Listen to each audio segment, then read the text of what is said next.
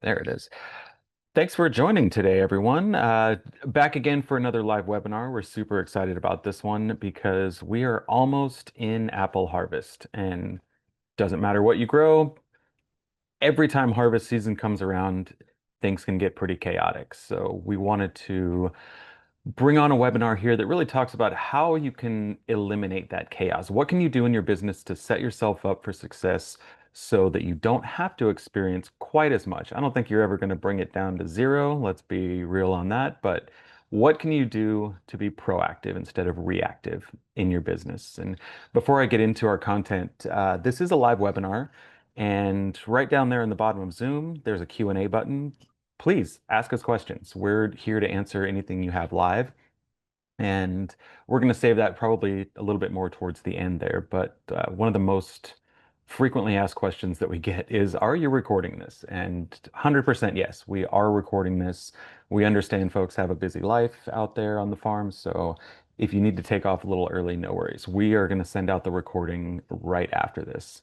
Um, so first things first, I wanted to introduce our panelist here, Kait Thornton. Kait is a FieldClock super user for several years. And well, Kait, I just want you to tell the folks a little bit about your ag background. It's extensive. Oh, hello everyone. I'm Kait Thornton. I see some familiar names in the attendees list, but for those of you who don't know me, I'm a fourth generation apple and pear grower. I'm up in North Central Washington, so we grow about 60% pears, 40% apples, and then I do like social media, educating people, consumers on who and where food comes from. But bottom line, like our operation, we're sitting at about 440 acres. We are not vertically integrated in any sense, so we are just bare bones operation, just growing fruit commercially, putting it on a truck, and then sending it to the warehouse. So my parents started out, even though I'm fourth generation, they started out like 23 acres, built it into over 400. And so I've seen a lot of changes just even in my lifetime of how we approach different operational systems and stuff. And FieldClock has been a huge part of us, growing up our operation. We're definitely going to get into that for sure. Before we do, though, I also want to introduce Ashley Reese as well from FieldClock. Hey, Ash. Hey, it's nice to meet everybody and also glad to see some familiar faces on here as well. But for those of you who don't know me, my background prior to working for FieldClock is in agriculture. I was running an apple and peach orchard in New Jersey, huge advocate for Farm Bureau. And, unlike Caitlin, I came in as a first generation farmer. So my experience farming has been more analytical and systems based and kind of streamlining operations, which now makes sense why I'm with FieldClock. But I'm extremely excited to talk to Caitlin just about her use of FieldClock, some of the struggles that they faced on the farm, and really just some of the chaos that happens and how we can have some best practices in order to control what we can control. So Caitlin, so excited you're here with us. So thank you so much. Well, thank you. Absolutely. I want to set the stage a little bit first here. Let me share my screen. So we're talking about chaos. Let's discuss like the root causes of chaos because every operation is different. You grow different crops, you're on different seasonal schedules, but most of the businesses that we work with have the same four principles in mind when it comes to how you can have chaos in your business. And it starts with the labor that you perform in your operations. So, how are you tracking that labor? Is there an organized process to it, or is it just kind of paper timesheets and hopefully stacks of paper in a room somewhere that you may or may not keep track of on a daily basis? Then you have to take that data and put it into whatever digital system you're using, a QuickBooks or a spreadsheet, maybe. Then you have to go into your payroll process, whether it's weekly, biweekly, monthly. At each step of the way, all the way up to the end of the year when you're paying your taxes, or God forbid, DOL comes knocking for a compliance audit, all of these steps along the way can produce disorganization and inefficiency, and they compound as you move along the system. So, what we're going to be talking about today is at each of these stages, what can you do in your business to really prevent that chaos that can just bog your business down and add useless hours for no reason? Before I do that, though, we have a smaller group today, but I'm still going to give this a try because we haven't done this in a webinar yet, and I really kind of want to see how it goes. We're going to run a live poll. So everybody joining on board right now, I'm going to put a poll question up, and I want you to click a rating on a scale of 1 to 5. How chaos proof do you think your business is? Do you think it is a 1 where you're totally not prepared at all? You can't imagine anybody ever showing up to your business and things are going to run smooth? Or are you a 5? Are you just completely dialed in? If a DOL auditor shows up, then things are going to be fine. You can share all of your records with him and there's going to be zero discrepancy. You have nothing to worry about. I'm going to give it just about 5 to 10 seconds and we'll see how things go in here. And what the reason I'm doing this now is after we talk to Caitlin and really dive into some of these things, I'm going to ask the same question again, live. And I want to see if the percentages and the numbers change. So we'll give it about 5 more seconds. Okay. We got about 61% participation. I like it. All right. We're going to close that one. So looking at the results here, and I don't have them up on the screen right now, but we've got 63% of people right in the middle, rating themselves about a 3. So no 1s and 2s, which is good. One person with a 5, you must be a rock star. We're going to see if you still feel that way at the end. But most of the people are kind of right in the middle of the road, which is what we expected to see. So based on that, Caitlin, I really want to see just dig into your story. You know, you've been using FieldClock for a number of years now. You were pretty young when your company implemented the system, but I want you to think back to what the household looked like and what the mind was before you implemented it. How was the paperwork run?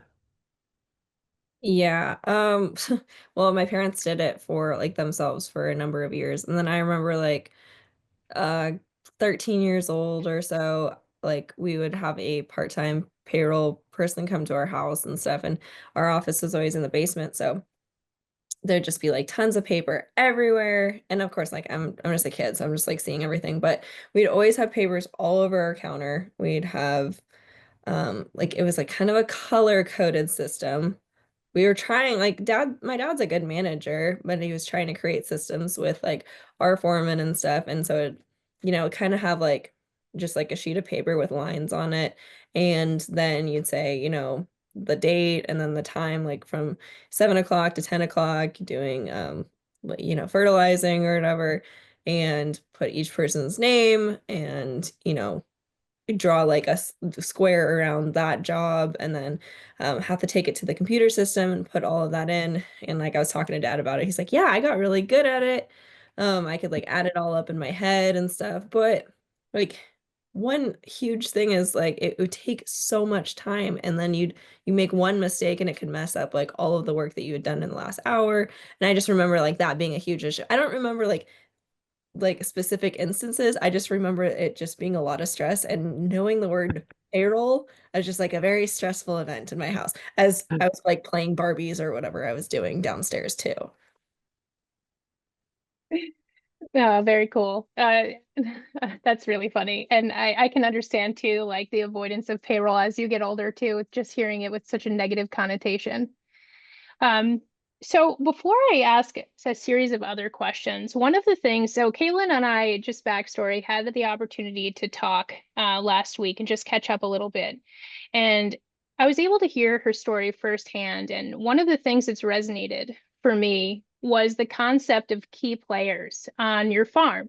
So a key player on your farm would be those individuals who have that instrumental knowledge of your system. So whether that's the person who controls your pesticide application license and can purchase chemicals, the person who handles your color-coded payroll system and who can, if something were to happen, no one else really knows how to do it.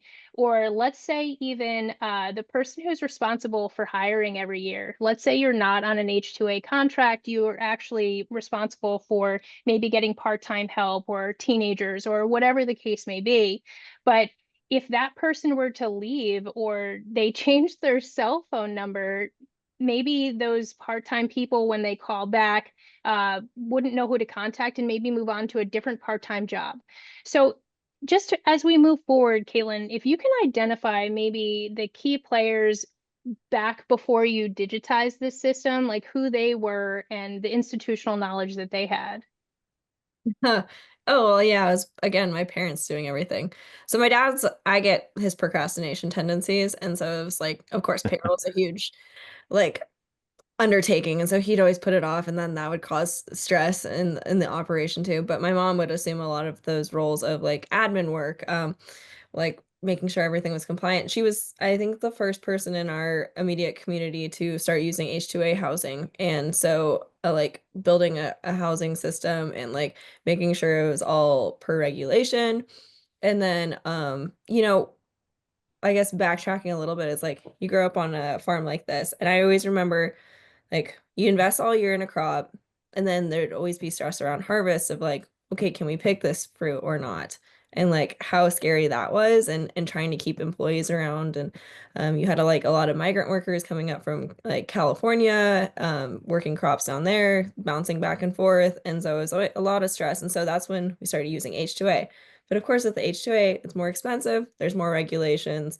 And so that was a huge amount of stress, and it became more and more and more work on a single person, which was like my mom doing all of this stuff, or my dad trying to help out and grow our operation and focus on the crop at hand too.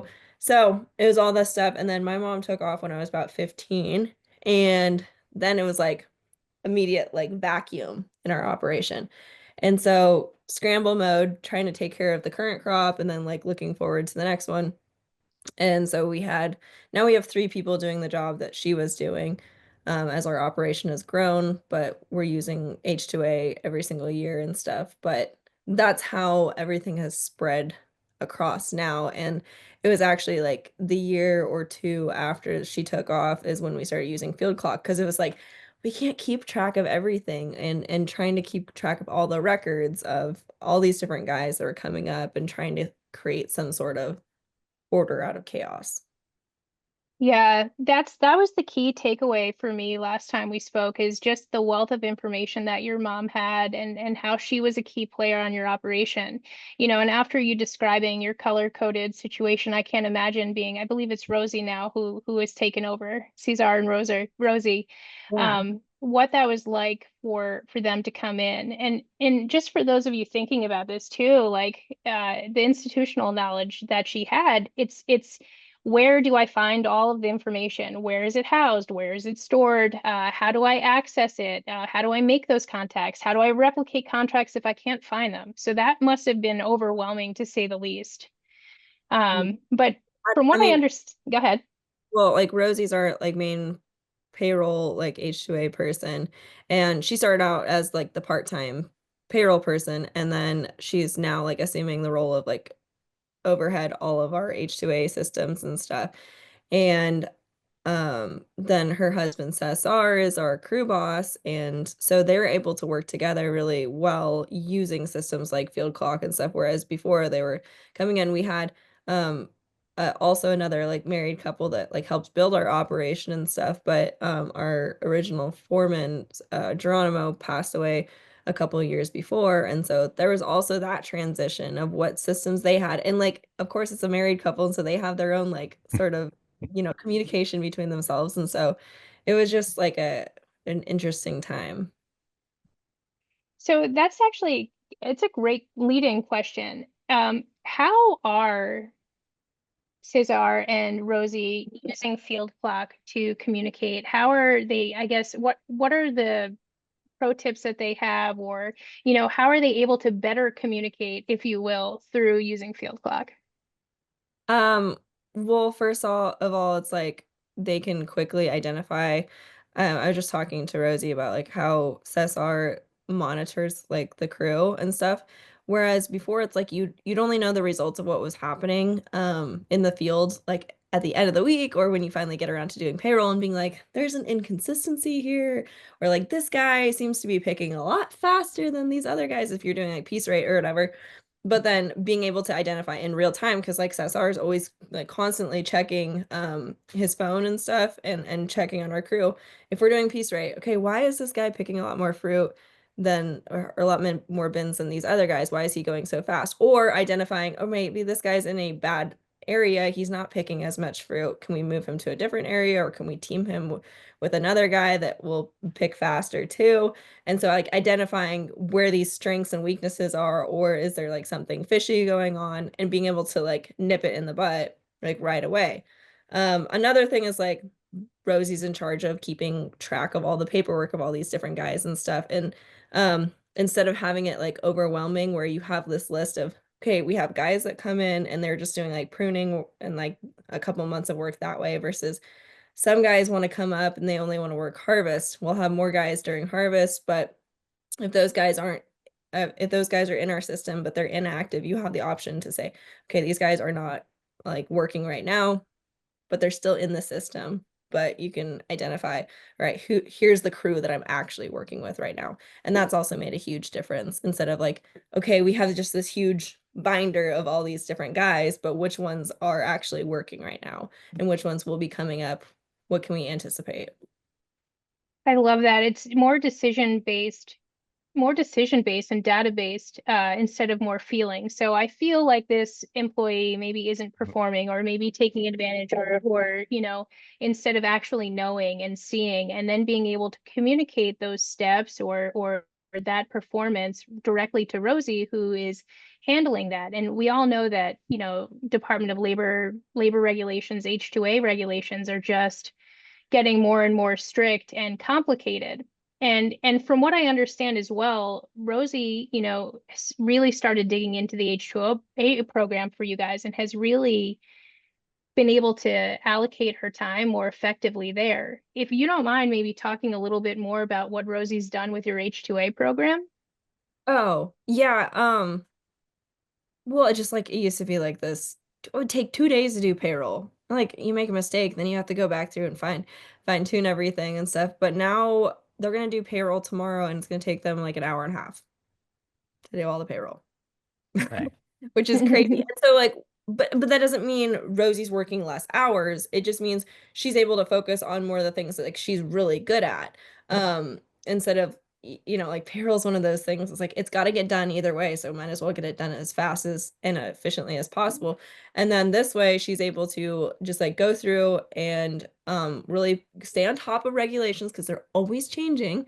And also, she's like built some good relationships with people that like come and do our like audits and stuff, and like built a good rapport, and staying organized. And like recently, this housing that we had been working on, because there's like some minor hiccups. There was like ridiculous. It's like we can have more guys in this house, but like there was these certain little hiccups, and she was able to focus on getting those adjusted. And so now we're able to house more guys in that certain area. And that's transformative for our operation, because of course we've got overtime hours and stuff. And so we want to spread our work over more guys. If we can bring more guys and actually have certified housing for them, that's huge. That is huge, and I'm glad she's able to allocate her time effectively. And especially too with the timing that we're talking about, like over the past 7 years or so since she's taken over, now you have overtime, there's increased regulations, and it couldn't be a better time for her to have a better handle and more time to spare, if you will, being able to focus on compliance. Absolutely. So here's a question for you. What persistent myths would you say keep growers stuck on paper? And how would you, if you had the opportunity to talk to them about it face to face, how would you debunk it? Mm. Tough one. Well, I think like it's just always like I've got so much going on right in front of me. I don't want to take the time to figure all of this out and stuff, which I would say FieldClock has a really good support team and that actually understands what's going on. And so like any questions that you have, you can actually like call them and they'll work through whatever you need help with, which is huge. Instead of like, I feel like this day and age, it's like you're so used to customer service being like, I have to send an email, and then I have to wait for an email. Whereas farmers, it's like you need it done right now or you need it done yesterday. And so like it's nice to have that readily available customer service, especially with onboarding. Because with any sort of onboarding, I'm not gonna sit here and say, oh yeah, it's just gonna be easy peasy, lemon squeezy. It's gonna like there's always gonna be some hiccups, especially with like making sure that system is unique and effective for your specific operation and whatever characteristics your operation has. But also, I would just say it's nice that you have a team of people that are behind you that can actually be of assistance and readily available. Um, like some things that we did is like we printed our own like QR code badges and stuff instead of like waiting for them to be sent to us. But I'm sure like times have changed now where like things have switched around. But it's also good to like try on just like a sample crew if you maybe just like have your water changers. Um, and you want to just try and like keeping track of their labor for water changing. That's a good way of doing it too. But we've been using FieldClock for so long now, I wouldn't even know like how to convert over anymore. Well, I love the It- fact that your dad just trusted his Oh, employees yeah, to really pick it up. Like that, that I guess identifying that there was a need there was something that we don't see in a lot of farmers. They see the process that they're using now and they're like, whatever, this works. Like it's worked for me for decades. It worked for my dad. It's going to work today. And getting them off of that notion that, oh, it's totally working for me because it's just not. That's a great point. I yeah. guess I forgot to like even mention that is like my dad's really good at saying, all right, you guys are in charge of these things. These are my, we were talking about it this morning. We have coffee every morning. He's like, when you're a manager, you just say, all right, this is what I want. This is my goal. And trust that like your people under you are going to be able to find if you give them that goal, they're going to be creative and they're going to figure out whatever way is best. So if Yep. we're saying, hey, we need to keep track of all these guys' labor and we don't want to be like bleeding bleeding out and paying way too much when we don't need to be, then that's when like Rosie identified, hey, she wants to make it easier for herself. She wants to make it easier on our operation. Found the system like FieldClock. And I think that's a huge thing is like not micromanaging and saying, all right, Yeah. you guys are doing this job every single day, day in and day out. You know the ins and outs of it. You get to be in charge of figuring that out. And so yeah, my dad is good at delegating. I love that, and I love the concept of creating that culture too. We hear that a lot because we talk to farmers all across the country, and one of the common themes is, I really need a system that works for me. I'm starting to take over the bookkeeping. I'm starting to take over the payroll, or I'm now managing the farm, and I need better tools at my disposal. Where sometimes there's that, difficult conversation with succession planning and next generation where the older generation's like, well, pen and paper works for me. It works for my mom and dad. Like, it'll work for you too. Yes, but you also didn't have the same regulations that we do. You also don't have the same pretty much everything. And there are so many hoops to jump through now where you really can't use these same processes. And, the tools are available.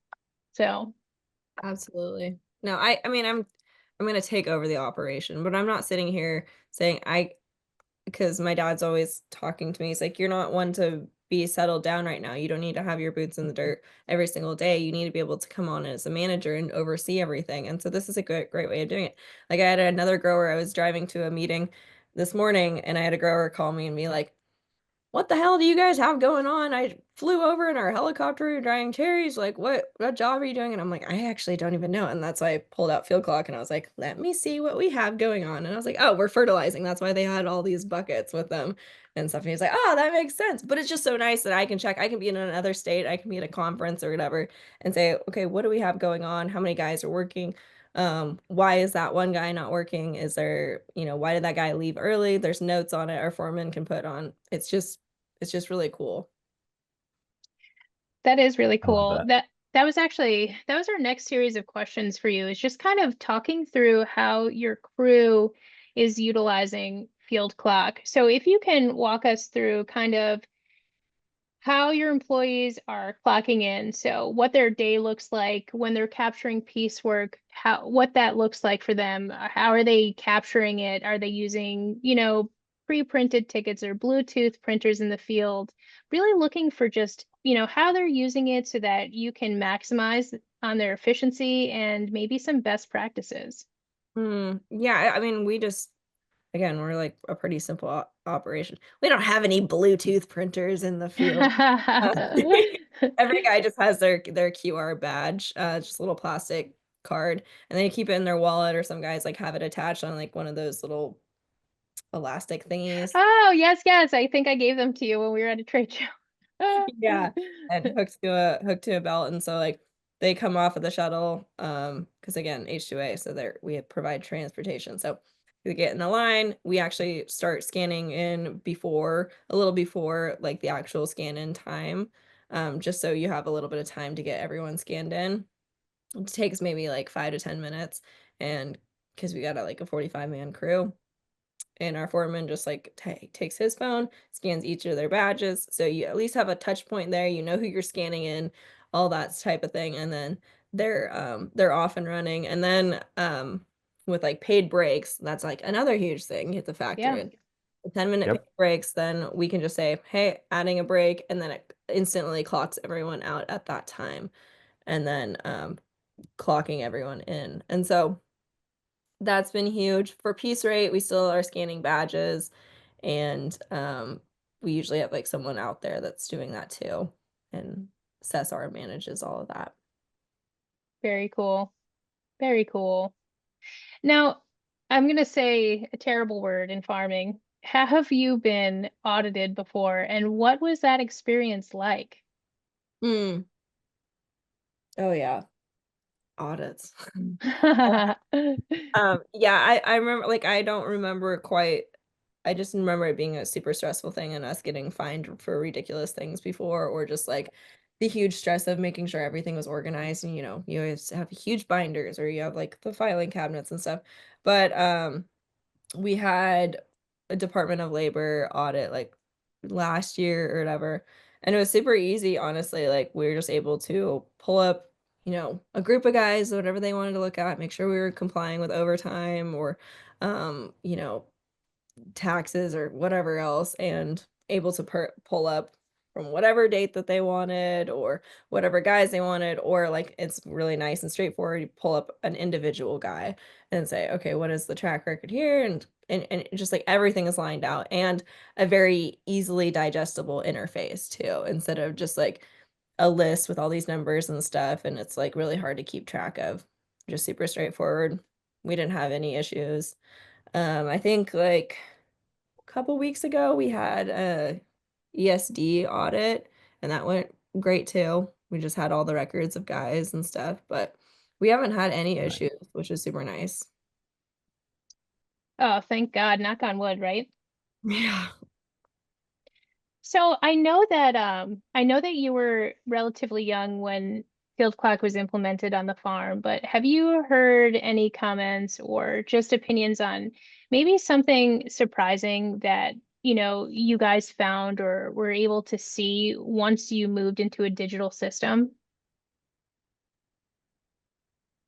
I think it's just like all about payday, right? Like, so payday is always like great energy, great energy. Everyone's excited for payday and stuff. But in years past, it's like everyone's getting a check. So everyone waits in line for their check, get their check. And then we have to like call the bank and say, hey, you got 45 guys coming, and they're gonna be like bogging down your bank, or set up like a different time slot or whatever. And that was always a huge stress.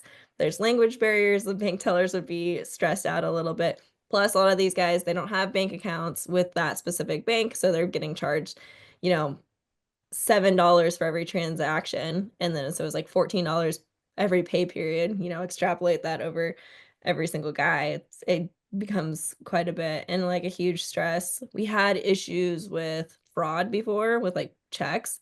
And so now we take FieldClock and we integrate that into Farmer's Office. Farmer's Office is like how we do all of our like bookkeeping and stuff.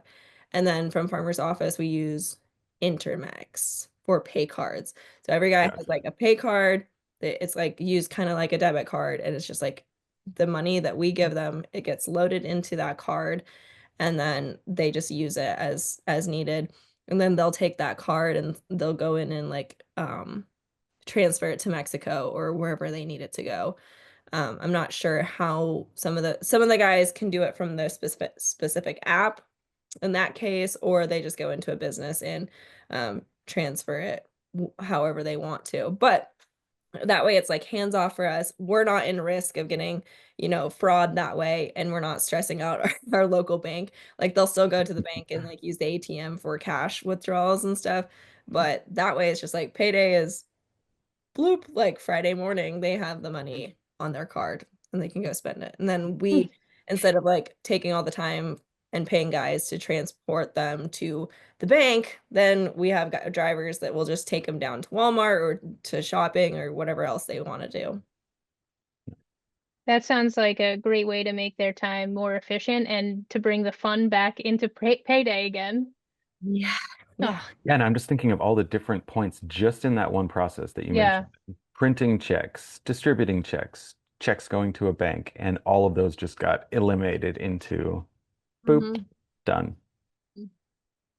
Yeah. Exactly. That's a lot of time. That's a lot of time. And I can't imagine, just the experience in the bank for, the bank tellers as well. Must have been helpful. Yeah. Hugely. Um, So now, as far as moving to a digitized system again, a lot of times we hear like, like I don't know if my crew can handle this, or they may not be tech savvy.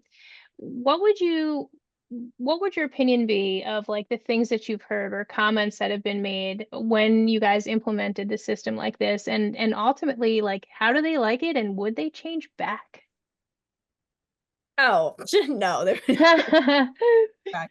I think like one thing is hugely accuracy, like for us and for them.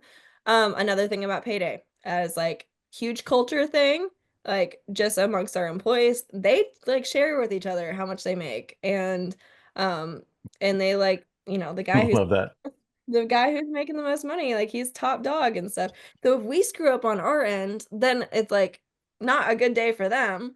And so No. and that kind of eliminates a lot of those issues. Or if like we have an issue and it gets like noticed, then Rosie can log back in, make a change right there, and it doesn't have to screw up like the rest of the work that has been done. It can be a per case instance, but that's definitely helped a lot, is making sure there's accuracy. You can go back and look and verify that that is an accurate pay period and that everything is accounted for. And so they have, you know, visibility over what they're doing. Now, like when it comes to the tech savviness, like it goes back to, all right, how are they transferring their funds to Mexico? Some guys can be using their app with the Intermex, whatever it is. Yeah, Intermex. And then also some of the guys are going into stores and, paying that transaction fee to wire it to Mexico or whatever. It's whatever guys are comfortable with. We could train them up on, there's like an employee portal where every guy can log in and look at his hours. Our guys just don't do that because for whatever reason, it's just like maybe some of them do, but it's kind of where everyone's comfort zone is. But what we require out of everyone is hardly anything on the tech side. It's just mostly our foreman that has to kind of know, and that's still very bare bones, the basic functions of FieldClock. Yeah. I just love the culture though. I love that, even though you're paying piecework, you have the minimum wage adjustments, things like that. I love how just a digitized system or in general, you're able to create a culture of competitiveness, and the reward is hard work and pay. So now they can rib each other effectively, right? Because they know how they're each performing and hold each other accountable as well. And even Mhm. more than that, the crew boss as well. You're able to make those quick decisions, like you were mentioning earlier, moving your crew around and making them more effective, or changing your teams up. That's something that I really haven't thought about before either. I've got maybe a newer employee or an underperforming employee. Now I'll team them up with someone who I know is a good teacher or trainer, so that this way they get what they need to perform. I Yeah, love that culture.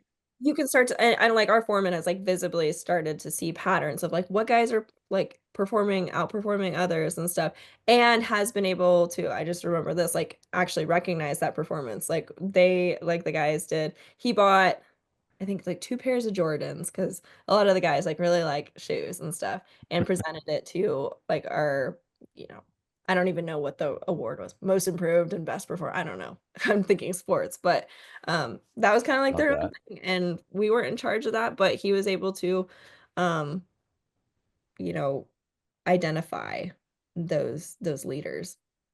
I love that because we mentioned that earlier. It's not a gut feeling. You don't just, oh, I think this guy's the best. Mhm. The data shows it. This is exactly the cadence that he picked at. This is the amount of apples that he has at each point, and there's just no disputing the data. And I love the fact that you also identified this one earlier too, the real-time agility of making business decisions right there on the spot, as opposed to waiting until the end of the week or even at the end of the season to realize, if I had to do it all over again, maybe we should have done this, that, or the other thing. And you can actually do it that day, I feel like that's Yeah. more so an issue for cherry farmers too, because everything is happening so quick. real quick. Yeah, no, I love that. Uh one of the owners actually and founders of the company was telling me a story about how they were in a like a third pick situation where they were just really slowing down, really hot work. And, they were able to see this in real time. So the supervisor then ended up moving them to a new block where they were doing first picks, and they saved themselves roughly about $3,000 just by moving the team and being able to see that in real time and make real time decisions. Absolutely. Very cool. So I know that we're approaching time here, but I'd love to just get an idea because we've talked a lot about succession planning, and even though you're not on the farm right every day, you do have plans in place. What does a system like this, or just systems in general that digitize this process, mean for you and your conversations with your dad as you really start talking about that? Well, again, like I got my degree at WSU and it's a business degree and I've learned a lot of useful tools. Now, like, how do I apply it? And it's again like dad was going from writing down every single expense that they had and like this big spreadsheet and stuff, or doing all the payroll by hand using different markers and an archaic computer system and stuff. And so now it's like, all right, I can start to understand all these intricate parts of the business that's taken him 39 years to, it's his 39th crop to learn and really understand in and out. Well, if I can get and understanding and not have to understand every single nut and bolt of that, but say, hey, I can take a snapshot here and I can take a snapshot of what we have going on here and like create systems of a different spreadsheets or different calculations of how are we allocating our money? Can we be doing better? Identifying those weak spots. And that's how I feel like I can really come into the operation and be most effective, I guess. Nice. And before we run out of time, too, I do want to just mention one thing when we're talking about chaos. So there's the obvious chaos of harvest. You have people running around, pick windows, everything is very tight. There's the unplanned chaos that you don't have any type of a readiness for. I just wanted you to touch really quick, Caitlin, on when farmers think about their paper system, they're like, nope, I know where everything is, it's dialed in, everything's cool. What happens if your barn burns down? Talk about that story. Oh.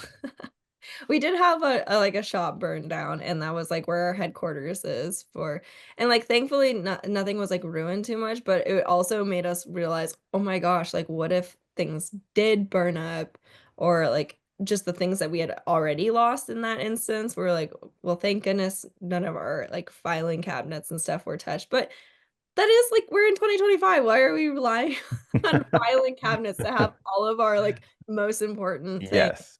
that would really set us backwards and put us behind. And so that is also like when we decided, okay, we really do have to grow up our operation. And instead of relying on what like my dad knew and stuff, is like, again, goes back to your people. All right, what do you guys know? What are you guys seeing? What are you hearing of? And how can we start implementing that on our farm? But yeah, there's all sorts of things. We've had flooding of basement. It's kind of biblical proportions around here, I think about it.